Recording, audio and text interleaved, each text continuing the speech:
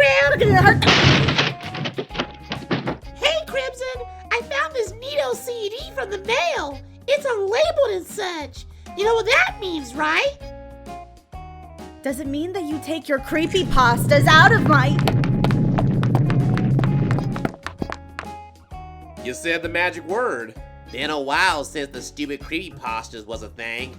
Actually, with the popularity of No Sleep and some creepypastas, we should come up with a mashup of the two. What about no creeps? This isn't a Tinder profile. What? What about sleepypastas in your own house? Starring Spaghetti Kruger? Yikes. Oh, I know. Cue the brains here. Alright, stupid. What name do you want to call our new series?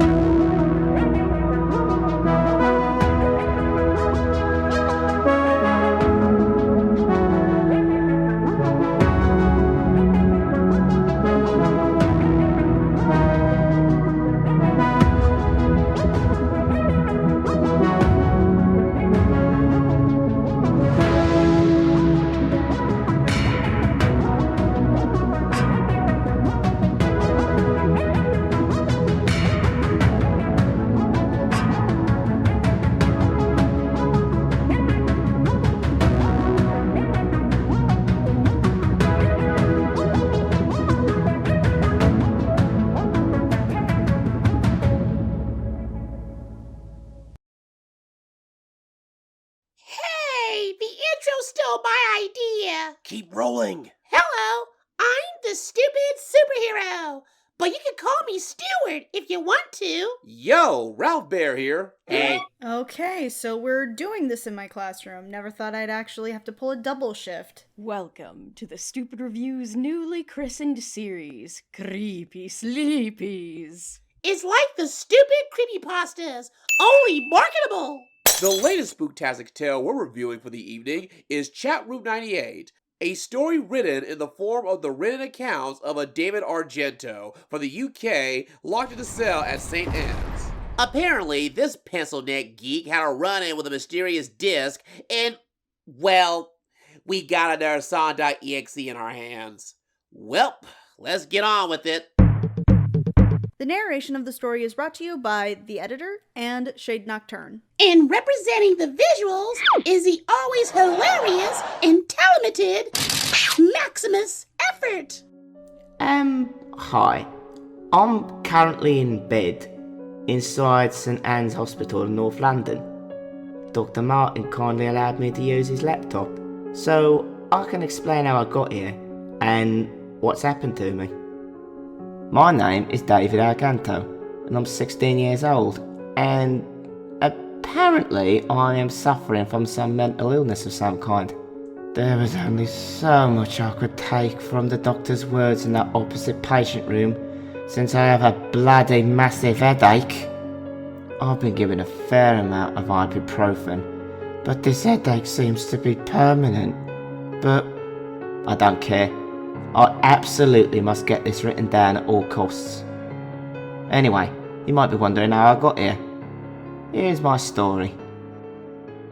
The story begins where David reminisces on his schoolwork. The usual, yearbook, the school subject he enjoyed, Regina George from gym class. And we meant by reminisce, I mean he just basically threw his school bupkis into the burning pile. Gotta make more room for all that school crap you're not using. So I found the books exactly where I left them a few months back, or dumped more like, in a corner that was so old there was enough dust to make a candy floss. I scorned the moment I looked back at them again, except I knew this would be the last time I'd ever have to look at them. So I collected them all underneath one arm. Disgusting. I considered changing clothes shortly afterwards. But then, something caught my eye. I'm not really sure how I noticed it, but I remember being so intrigued by it that I dropped the books on the floor and picked it up. It was a red CD-ROM case, about the size of an average book. There was no words of any kind, even when I turned it over to the other side. Sod all. I was kind of excited. It looked like a computer game that the previous owner had left behind. Since I absolutely love computers at all time, I was interested in giving it a go on me Dell. So David opened this mysterious CD case and finds it... Boring. I mean, come on! It's just a blank CD with no artistic illustrations. Just a CD that reads Chatroom 98. Bleh! So bootleg. Worst of all, it's not even a video game. Wow, I guess we can't all get a shitty leapfrog game that turned into a complete nightmare. Really? This is how we start this plot line? The nerve. David will just have to take this story elsewhere in this nice... could be a nice change of pace. Let's blow up this bad boy. Having kicked the worthless books down the attic ladder, I inserted the disc inside my old laptop. After a brief moment, a red box with no text appeared in it. I wasn't sure what to make of it at first, but it seemed to linger there for half a minute. Then the screen went black for a brief moment and flashed. The words, "Welcome to Chatroom 98" appeared on the top centre of the screen. Chatroom 98? What the bloody hell is that number? Then, that appeared to be a white text box opened up in the centre. I didn't know what to type, so I just randomly put "hello." I didn't expect any kind of response, but I got one. A person by the name of Darwin Clark replied, "Good afternoon." There's no possible way that this person was real. Seemed like I was the only one with this bloody chat room disc. Then I realised it was one of them chatbots. Software designed to simulate an intelligent conversation with whoever talked to it. ICT was the only thing I was good at. David obviously puts two and two together and figures out that this is a chatbot program, and begins to test it with things like great weather we're having. But since it's a product of good old England, it's not having any of that nonsense. Then he asked if he's seen some great movies, but he prefers theater. I see he's a man of culture. Going to theaters makes you old and lame, apparently, to him. So David asks, how old is he? Then the chatbot says this. I'll tell you about myself. I was born in 1867 and grew up with two sisters whom I hated. Who the f*** starts a conversation like that? I just sat down. I don't know, isn't that normal to hate all your siblings? I mean, isn't every visit for you always, "Oh, why did you leave? Your responsibilities are the church. Your room is exactly the same. Why didn't you finish that accountant?" Yeah, I would now. I'm an old... What was that? So, wait, if computers have only been around since the 80s, how did this guy manage to get in there from the late 1800s? What kind of black magic is that? Did the program beforehand was like, "Come forth in the trials of God as we bring back this guy who hates his sisters"? Henry, come on. We are trying to program the first AI chat room. Can you keep your coat on your side of the apartment? Hey, who pays the lion's share of the rent around here? Now, program my Necronomicode and shut up! Well, I was born in 2098 with two identical twin brothers who are also from the planet Boogaloo. I'm also Jesus. He's a right good geezer. I wondered what the senile old man would say next. I knew it was a chatbot, but I kept thinking it was a real person for some unexplainable reason. He said, Really? How droll. Nice to meet you, Mr. Jesus. Have your brothers abducted anyone yet? I cracked up again. Whoever made this has done a bloody good job. I typed in, yes, they're also alien paedophiles who prey on human children. You better watch out. They also have a fetish for CD-ROMs. The next reply was just unsettling.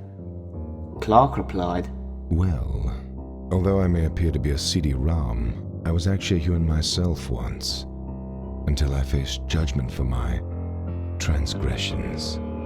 I didn't know what the fuck he was saying, but the poignant details and descriptions startled me for a second. It felt real. Too real. And then, to my surprise, he typed another message. You don't understand. Let me make myself plain. My sisters, whom I hated, met with a tragic accident. Remember the day punching DW in the face was the more realistic way to show your disdain? No? Just me? If that's all she got for breaking one of his model planes, she got off lucky. If Leo ever broke one of my action figures, he'd meet with his own tragic accident. Then David was all spooked, rationalizing that it's not just one ordinary, mild-mannered chatbot, it's one of those psychotic kinds. Yeah, the kind that was made in the late 1800s with CDs made out of blocks of wood. I typed in to see his reaction. Do you know what else my brothers have done lately? And then I was met with the biggest surprise of all. Dwayne Clark responded again. Only this time, I could see his message being typed like a Tinker typewriter. You are an only child, David. What the actual fuck? I was seriously getting creeped out now. So I typed in, "What the fuck are you?" And the response simply couldn't have been made by an AI. I don't know. Maybe since the program is on your PC, it got a look-see at your Facebook, your Twitter, etc., etc. I mean, somehow this guy seems more computer savvy than your average Joseph from the 1800s. But the computer is not messing around. He asked Davey if he wanted to know what happened to the house's previous owners. The same way he killed his sisters. Ralph, you spoiler! Stuart, he brought up loads of times. Keep up. So, David went all, "Fuck this shit, I'm out." and closed the program. He was about to shut off the PC until the program moved on his own. You have not heard everything yet. Oh God, there's more? Oh, cripes! What is this dastardly program gonna do now? Give him the codes to the gates of hell? About to unalive.exe. Or worse, the greatest of sins. Subject him to a marathon of Friedberg and Seltzer movies. God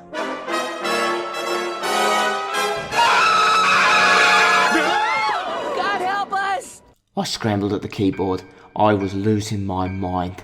Are you fucking with me, computer? Stop. This is seriously not funny. Finally, I think this is where it happened. Darwin Clark typed in again. And this time, much slower Tinker typewriter fashion like last time. I could do nothing more than my own heartbeat. It intensified more and more with each passing letter. My face was practically melting with sweat as I focused more and more on the letters as they were being typed.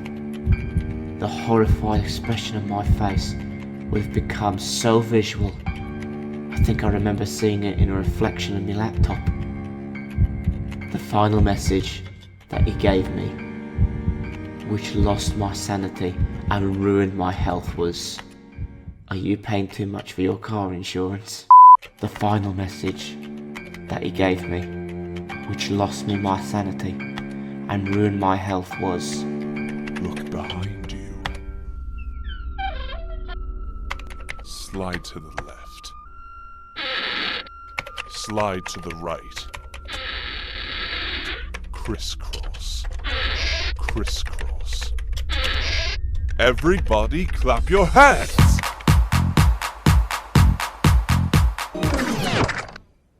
Ridiculous, isn't it?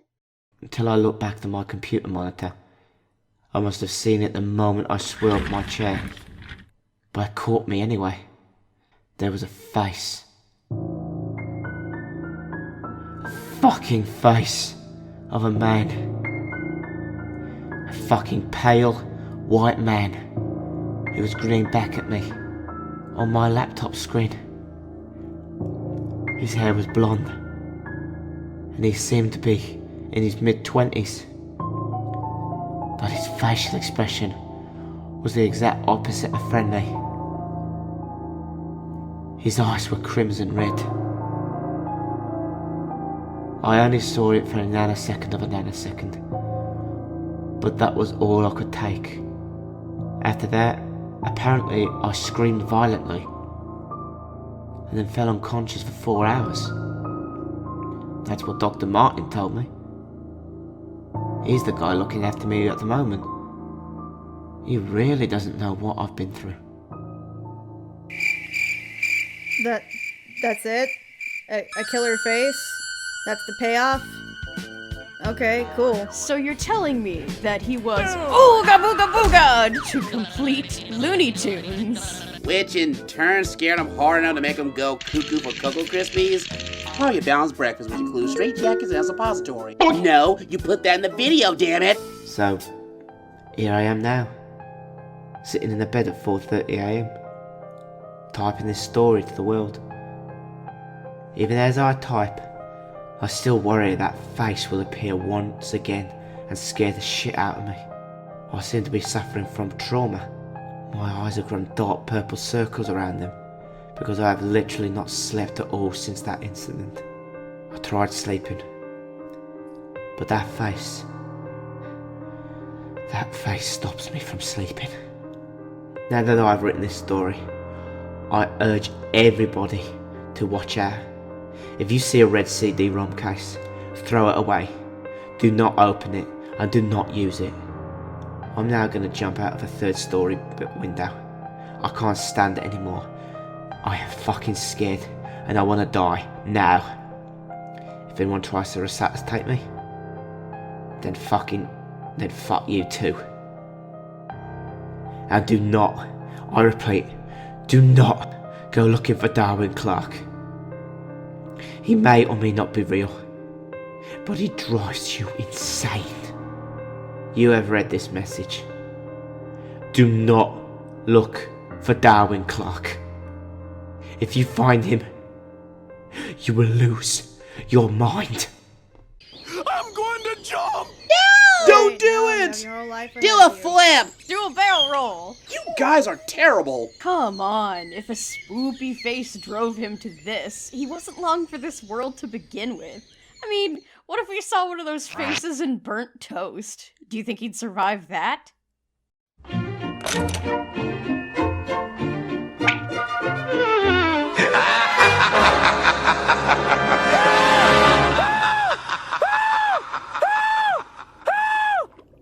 Jeez, he's seeing faces again. I'll get the drinks. Nah, I got this. He got his ass out in the air. So as you can see, this story is pretty asinine. It's obviously not a haunted game disc. It probably was a well-made, malware-whittled chatbot that was spooking this teenager this whole time for all we know. Which, the poor kid, who really believed this nonsense, pulled a Nicolas Cage and think he's being haunted or becoming a vampire or something.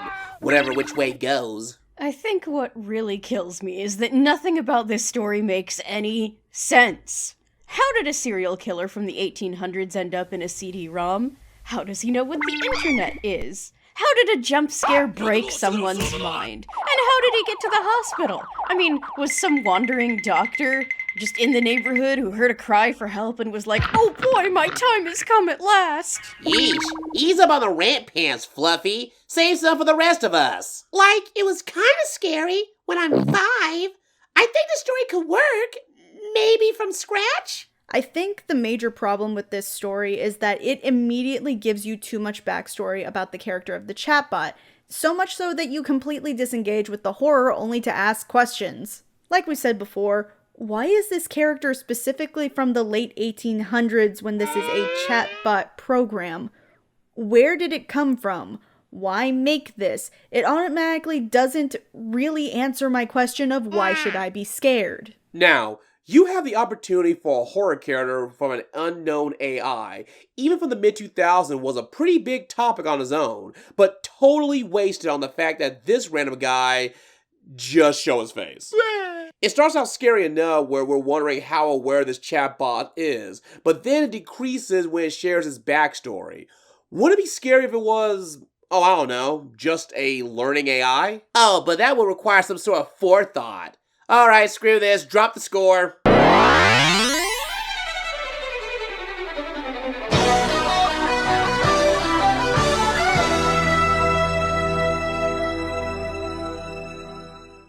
Special thank you to Maximus Effort for his guest appearance collaborations. You are a national treasure, my good old buddy. It is an honor for Nicolas Cage to discover you. Indeed. Now back to work, dickhead. Now, thanks to this story, I know what not to do when I get a spoopy gaming disc. You mean you hadn't learned that from the thousands of other creepypastas that use this exact same premise? Gee, good thing you're already in a classroom. Actually, speaking of which, why are any of you still here? Don't you have anything better to do than to clutter my workspace? Alright then. Guess you'll be left out on our big vacation trip. Now, don't get crazy now. Besides, I got all my paid vacation scheduled. That's the spirit. Besides, I'm supposed to find some other stuff to report on, and there's never a dull moment with you guys. Got nothing better to do.